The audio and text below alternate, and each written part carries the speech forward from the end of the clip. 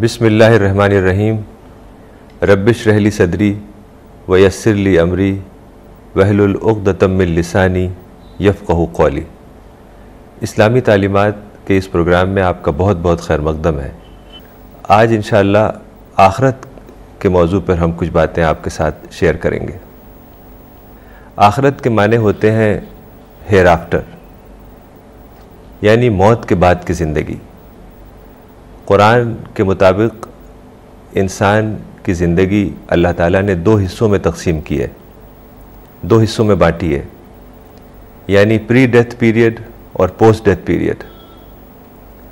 Pre death period ज़िंदगी जो हमारी ज़िंदगी है जिसमें अब हम हैं, यानी 150 साल की ज़िंदगी, ये दरअसल तैयारी का मरहला है, टेस्टिंग पीरियड है, इम्तिहान का मरहला है। और इस इम्तिहान के मरहले के बाद जो मरहला पेश आएगा, जिसे मैंने पोस्ट डेथ पीरियड कहा, वो गोया तैयारी के बाद रिवॉर्ड का मरहला होगा। यानी जब अल्लाह ताला ने इंसान को पैदा किया तो उसको इटर्नल क्रीचर के तौर पर पैदा किया, अबदी मखलूक, एक ऐसा मखलूक, एक ऐसा क्रीचर जो हमेशा हमेशा बाकी रहे।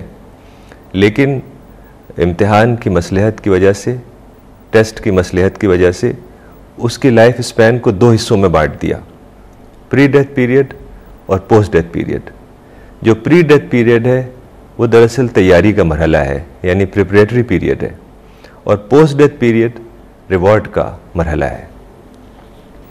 जो मादी तसव्वुर हयात है, यानी मटेरियल कॉन्सेप्ट ऑफ लाइफ, उसके मुताबिक लोगों का ये मानना है कि बस ये जो ज़िंदगी है यही सब कुछ है और मौत के बाद सब ख़त्म। लेकिन कुरान से जो हमें बात मालूम होती है, जो कुरान का ज़िंदगी का तसव्वुर है, वो होप बेस्ड है। यानी उसके मुताबिक ज़िंदगी मौत पर ख़त्म नहीं होती, बल्कि कंटिन्यू रहती है, सिर्फ फेज़ बदल जाता है, मरहला बदल जाता है। तो इंसान की जो फितरत है या जो उसकी नेचर है, उसमें ये शामिल है कि वो अबदी तौर पर ज़िंदा रहना चाहता है, अबदी तौर पर बाकी रहना चाहता है, इटर्नली वो रहना चाहता है, हमेशा हमेशा रहना चाहता है। यानी वो एक अबदी फुलफिलमेंट चाहता है। जो ख्वाहिशात उसके अंदर हैं, जो डिज़ायर्स हैं, जो ख्वाहिशात का समुंदर उसके अंदर भरा हुआ है, वो चाहता है कि उसका फुलफिलमेंट हो। तो आखिरत के नज़रिए को मानने से लाइफ का फिनोमेना पूरी तरह से एक्सप्लेन हो जाता है। यानी इंसान एक मीनिंगफुल बीइंग है, एक बामाने हस्ती है, और लाइफ एक मीनिंगफुल फिनोमेना है। पूरी कायनात में सिर्फ इंसान ही है जो ये जानता है कि लाइफ क्या है। बाकी जो क्रीचर हैं, समुंदर, पेड़ पौधे, ज़मीन आसमान, सूरज चाँद सितारे, इनका ये सवाल नहीं है कि ज़िंदगी क्या है। तो आखिरत के इस अक़ीदे को मानने से आदमी को एक्सप्लेनेशन मिल जाता है कि ज़िंदगी क्या है और मौत क्या है।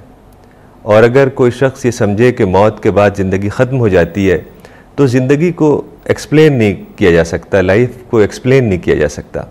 यानी क्यों खुदा ने इतनी बड़ी यूनिवर्स बनाई, इतनी बड़ी कायनात बनाई, और उसमें सोलर सिस्टम है, उसमें स्टार्स हैं, प्लैनेट्स हैं, उसमें गैलेक्सीज़ हैं, और ये दुनिया बनाई जो जिसमें हर चीज़ सही तरीके से बैलेंस जिसमें है, और हार्मनी है, और ब्यूटी है।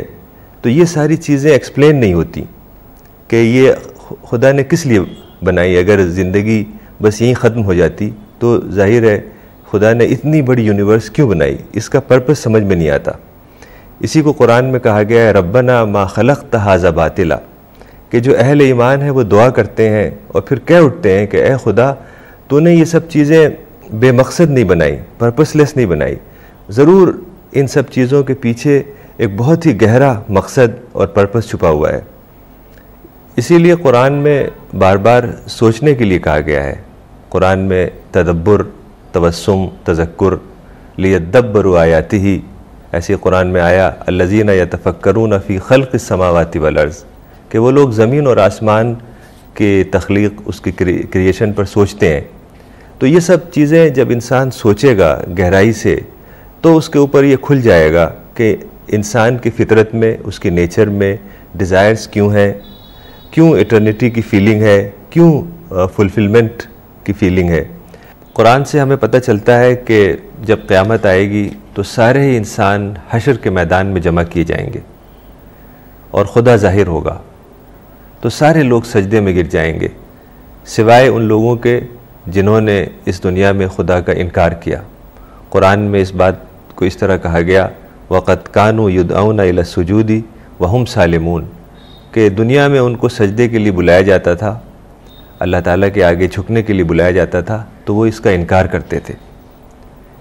तो कुरान से हमें ये पता चलता है कि आखिरत में सारे इंसान, सारी ह्यूमैनिटी 3 ग्रुप्स में तब्दील हो जाएगी। वकुंतुम अज़वाजन सलासा, पहला ग्रुप होगा अस्साबिकून का, यानी आगे वाले, और दूसरा ग्रुप होगा अस्हाबुल यमीन का, यानी राइट हैंड वाले, और तीसरा ग्रुप होगा अस्हाबुल शिमाल, यानी लेफ़्ट हैंड वाले। जो पहला ग्रुप होगा अस्साबिकून, वो लोग होंगे जो खुदा की मारिफत और अमल में सबसे आगे बढ़े हुए होंगे, और जो अस्हाबुल यमीन होंगे वो ग्रुप होगा जो आम बिलीवर्स होंगे, और जो अस्हाबुल शिमाल होंगे वो लोग होंगे जिन्होंने खुदा का इनकार किया इस दुनिया में, और जन्नत से उनको महरूमी मिलेगी। तो इस तरीके से जो आगे वाले होंगे, जो फॉरमोस्ट जिन्हें कहा गया, वो सबसे मारिफत में और अमल में सबसे आगे बढ़े हुए होंगे। तो इसीलिए कुरान में बार बार सोचने के लिए कहा गया है कि ज़मीन और आसमान पर गौर करने के लिए कहा गया, अल्लज़ीना यतफ़क्करून फ़ी ख़ल्क़िस समावाति वल अर्ज़, कि वो लोग ज़मीन और आसमान की क्रिएशन पे गौर करते हैं। तो जब इंसान सोचेगा, गौर फ़िक्र करेगा, जिसे कुरान में तदब्बुर कहा गया है, तब उसके ऊपर ये खुल जाएगा कि इंसान की फ़ितरत में अल्लाह ताला ने डिज़ायर्स क्यों रखी, इटर्निटी की फ़ीलिंग क्यों रखी, और फुलफ़िलमेंट का जज्बा क्यों रखा। तो आम तौर पे लोग ये समझते हैं कि रसूलुल्लाह सल्लल्लाहु अलैहि वसल्लम आखिरत में सब की शफ़ाअत कर देंगे और सारे लोग जन्नत में चले जाएंगे। दरअसल ये बात दुरुस्त नहीं है। शफ़ाअत के माने हैं कि आखिरत में अल्लाह ताला जो पैगंबर होंगे और नबी होंगे और जो दाई होंगे, जिन्होंने खुदा के दीन को लोगों तक पहुंचाया होगा, उनको ये एक एज़ाज़ अल्लाह ताला देगा, एक ये ऑनर होगा उनके लिए कि उनके ज़रिए अल्लाह ताला ऐलान करवाएगा उन लोगों के नाम जो खुदा, जिनके बारे में खुदा ने जन्नत का फ़ैसला फरमाया है।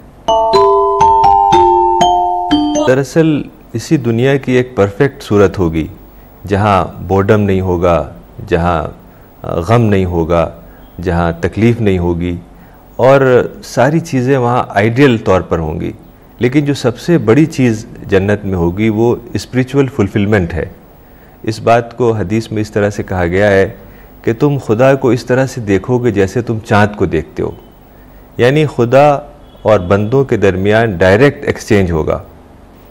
और जन्नत में प्लेजेंट एक्टिविटीज़ होंगी। कुरान में इसको कहा गया है वहुम फ़ी शुग़ुलिन फ़ाकिहून, कि वहाँ पर वो अच्छे प्लेजेंट काम में लगे हुए होंगे, प्लेजेंट एक्टिविटीज़ में होंगे। तो इंसान की निस्बत से जो सरगर्मियाँ हैं वो सारी सरगर्मियाँ जन्नत में होंगी, यानी इंसान को जो फुलफिलमेंट चाहिए उसके लिहाज से सारी वो चीज़ें वहाँ उसे मिलेंगी जो उसे चाहिए।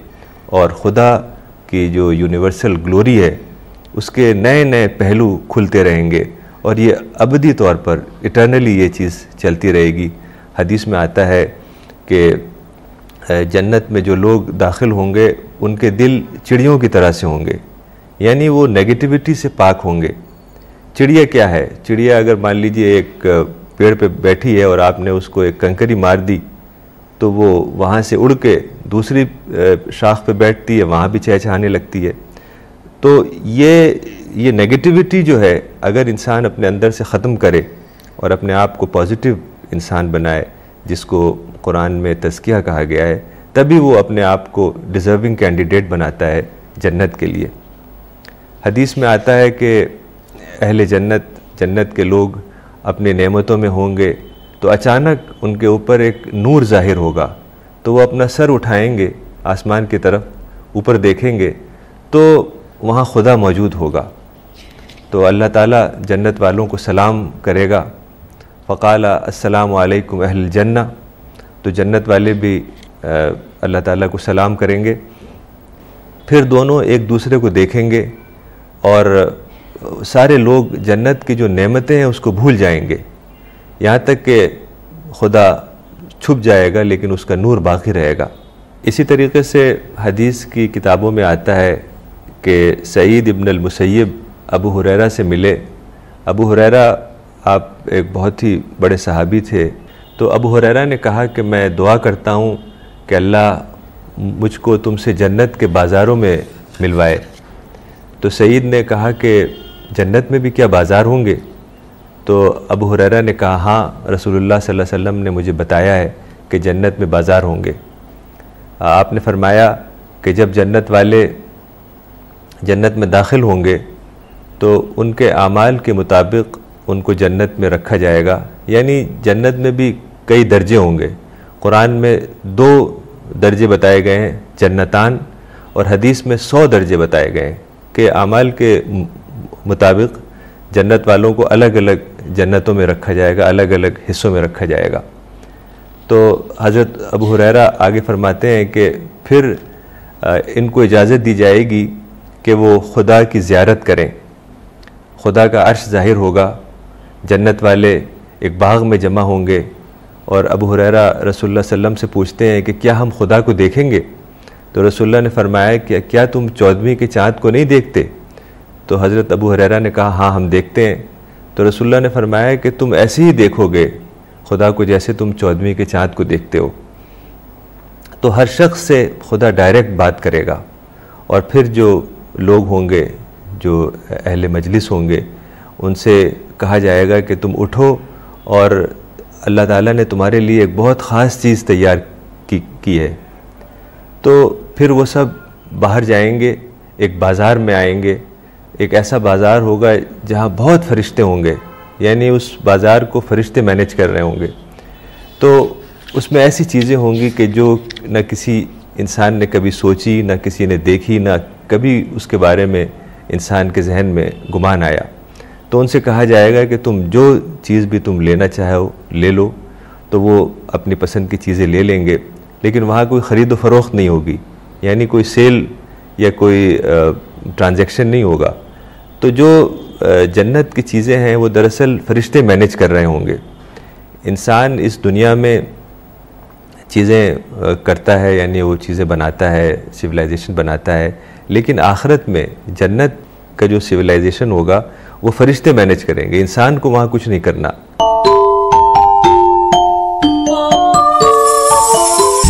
आपके बाद घर का खर्चा कैसे चलेगा, ये सोच के मत घबराओ। पॉलिसी बाजार से टर्म लाइफ इंश्योरेंस करवाओ। पॉलिसी बाजार आपकी साइड है, समझे गुरु।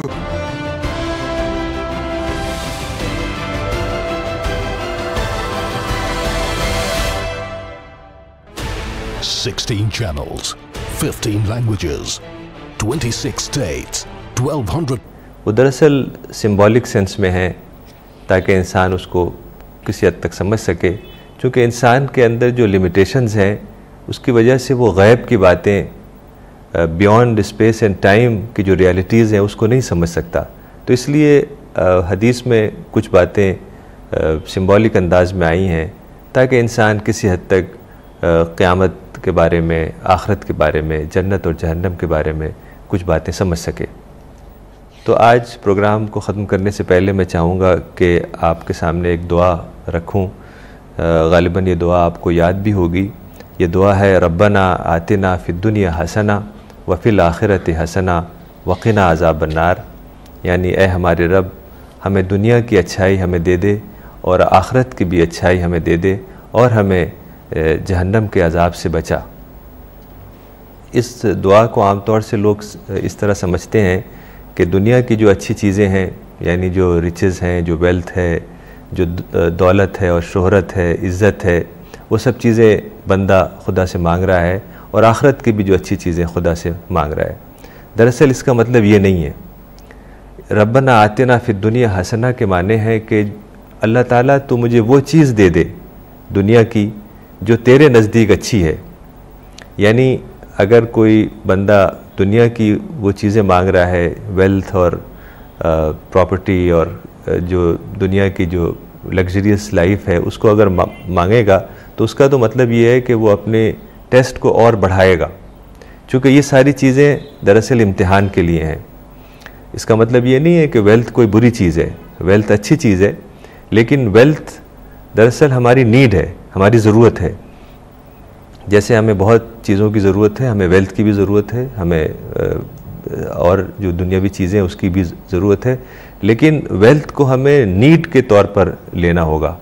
अगर हम इसको अपना गोल बना लें कि वेल्थ और दुनिया की जो चीज़ें हैं उसे अगर हम अपना गोल बना लें तो वो दुरुस्त नहीं होगा। इसे अगर हम नीड के हद तक रखेंगे तो ये दुरुस्त होगा। गोल तो हमारा आखिरत है, स्पिरिचुअल डेवलपमेंट है, इंटेलेक्चुअल डेवलपमेंट है और आखिरत में कामयाबी हमारा गोल है। लेकिन चूँकि दुनिया में ज़रूरत है, इंसान की बहुत सारी ज़रूरतें हैं, तो वेल्थ भी उसी ज़रूरत के हद तक आती है। तो वेल्थ को हम नीड के तौर पर लेंगे, लेकिन हमारा जो गोल है वो आखिरत है, वो स्पिरिचुअल डेवलपमेंट है, वो तज़किया नफ्स है, प्यूरिफिकेशन ऑफ सोल है। तो इस दुआ के माने हैं यानी रब्बना आतिना फिद दुनिया हसना व फिल आखिरति हसना वक़िना अज़ाबन्नार, कि ए मेरे रब, जो दुनिया की चीज़ें तेरे नज़दीक बेहतर हैं, तेरे नज़दीक अच्छी हैं, वो मुझे दे दे, और जो आखिरत की चीज़ें अच्छी हैं तेरे नज़दीक वो मुझे दे दे, और मुझे जहन्नम के अज़ाब से बचा। तो दुआ को समझ के पढ़ना इसलिए बहुत ज़रूरी है कि अगर आप दुआ को बिना समझे पढ़ेंगे और रट लेंगे और बार बार दोहराएंगे 1000 बार 10,000 बार, तो जाहिर है वो दुआ आपकी दिल की आवाज़ नहीं बनेगी, आपके अपने एहसास उसके अंदर नहीं पैदा होंगे। जब तक कि दुआ आपकी अपनी दिल की आवाज़ नहीं बने और आपके दिल की गहराइयों से नहीं निकले, तब तक वो कबूल नहीं होगी। तो दुआ आप जब भी पढ़ें उसको समझें, उसको अच्छी तरह से उसके ट्रांसलेशन को समझें, उसके मीनिंग को समझें, तभी वो दुआ आपकी अपनी आवाज़ बन जाएगी। हदीस में आता है कि कुछ ऐसे लम्हात हों, कुछ ऐसे मोमेंट्स हों एक बिलीवर की ज़िंदगी में, एक बिलीवर के 24 घंटे में, सुबह शाम में कुछ ऐसे लम्हात हों कि वो अपने रब से बातें करे। साअतुन युनाजी फ़ीहा रब्बा, यानी कुछ ऐसे लम्हे हों कि वो अपने रब से बातें करे। तो वो अपने रब से कैसे बातें करेगा जब उसको मीनिंग भी नहीं पता उस दुआ की। तो मीनिंग आना ज़रूरी है, तभी वो अपने रब से कम्युनियन कायम कर सकता है, कनेक्ट हो सकता है, उसका और रब के दरमियान एक्सचेंज कायम हो सकता है। यानी जो एक्सचेंज है वो जब भी कायम होगा जब दिल की गहराई से दुआएं निकलें। यानी जो एहसासात आपके सीने में पैदा हों वो जब लफ्ज़ों की सूरत में ढल जाएं तो वही दुआ है। तो वो जब ही होगा जब आप दुआ के मीनिंग को समझेंगे, गहराई से उसके माने को समझेंगे और उसको अपनी दिल की आवाज़ बना लेंगे, तभी वो दुआ आपकी अपनी दुआ बन जाएगी और वो इंशाअल्लाह कबूल होगी। तो ये दुआ बहुत अच्छी दुआ है, रब्बना आतिना फिद दुनिया हसना व फिल आखिरति हसना वक़िना अज़ाबन्नार। इसको आप अक्सर पढ़ा करें, बार बार पढ़ें, नमाज के बाद पढ़ें, किसी भी मौके पे पढ़ें। तो इस दुआ के साथ हम आज इस प्रोग्राम को ख़त्म करते हैं और अल्लाह ताला से दुआ करते हैं कि मुझको और आपको कुरान को समझने, उसके ऊपर अमल करने और उसके पैगाम को सारे लोगों तक आम करने में हमारी मदद फरमाए। व अक़ूलु क़ौली हाज़ा वस्तग़फ़िरुल्लाह ली व लकुम अजमईन।